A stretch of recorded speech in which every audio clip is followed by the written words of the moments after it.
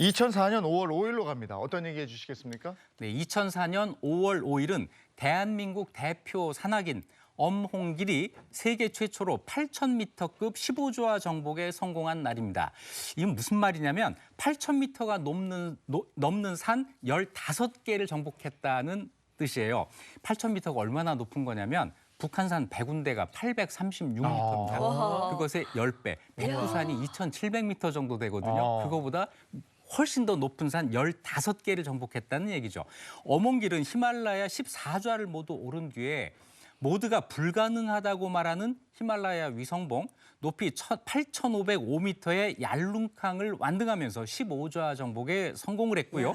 이후엔 히말라야 산맥에서도 등정이 가장 어렵다는 로체사르까지 완등하면서 세계 최초로 히말라야 16자 완등에 성공한 사나이가 됐습니다. 야, 지구에서 가장 높은 산 16개를 정복한 산 사나이입니다. 네. 정말 이 앞에는 두려움도 없고 그죠. 오로지 도전만 있는 것 같은데 왜 근데 사람이라 두려움이 없었겠습니까? 근데 그걸 그러니까요. 극복한 거잖아요. 그게 대단한 거죠. 정말 대단해요. 산 사나이 엄홍길 대장 어린 시절이 좀 궁금합니다. 네, 엄홍길 대장은 어린 시절을 경기도 의정부의 원도봉산에서 보냈는데요. 부모님이 산 중턱에서 등산객 상대로 식당과 숙박업을 했고 거기 살면서 학교에 다니기 위해서 원도봉산을 2시간씩 걸어서 뛰어서 다녔다고 합니다. 또 당시 TV에서 타잔이 방영되고 있을 때인데 타잔처럼 높은 나무에 올라가서 잣머루 달의 밤 이런 거 따먹으면서 놀았다고 합니다. 네.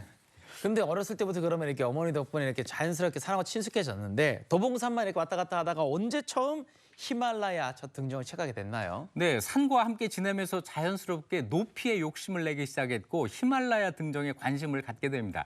1985년 25살에 히말라야 에베레스트 남서벽 원정을 시도했다가 실패하고 1988년 9월에 다시 도전해서 에베레스트 등정에 성공합니다. 그 뒤로 히말라야 8,000m급 14좌를 모두 오른 뒤에 히말라야 위성봉 2곳에 도전하기로 하는데요. 먼저 2004년 세계 5위 고봉인 8,505m 얄룽캉 등반에 세계 최초로 성공하면서 전 세계를 깜짝 놀라게 합니다. 세계 최초. 자, 마지막 남은 봉우리 8,400m 로체샤르는 무려 4번 도전 끝에 2007년에 정복하면서 세계 최초로 히말라야 16자 완등 기록을 세웠습니다. 네, 세계 정말 내놓으라 하는 산악인들도 상상 못한 그런 대업을 이룬 건데 지금도 이제 몇 번 실패하면서 결국은 해내고 막 이러잖아요. 실패와 좌절도 있었을 텐데 말이에요. 그러면 많은 실패를 겪습니다. 8,000m 16좌를 성공하기 위해서 무려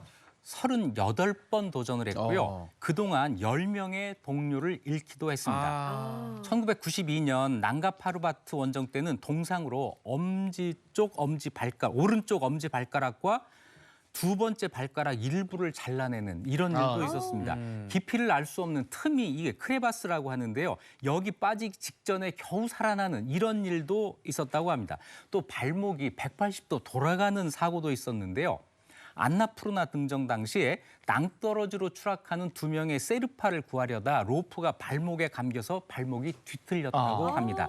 당시 추락하던 세르파 2명은 엄홍길의 이 정말 살신 성인 덕분에 모두 다친 곳 하나 없이 멀쩡하게 살아났다고 하는데요. 당시 이 사건은 네팔 현지에서 한국인에 대한 인식을 바꾸는 계기가 되기도 했습니다. 네. 그리고 그 영화 혹시 기억나세요? 히말라야? 저 봤어요. 황정민 씨 네, 나왔던 네, 거. 네. 그 영화가 이제 원정 도중에 숨진 대원들의 시신을 수습하기 위해서 휴먼 원정대를 조직해서 맞아. 떠나는 그런 내용이죠. 네, 이 원정대는 굉장히 의미가 있는 거였어요.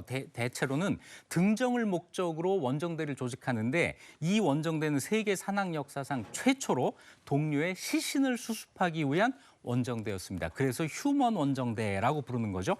2005년 2달간의 노력 끝에 에베레스트 정상 8,750m 지점에서 고 박무태 대원의 시신을 수습해서 돌무덤을 쌓고 안식을 기원했습니다.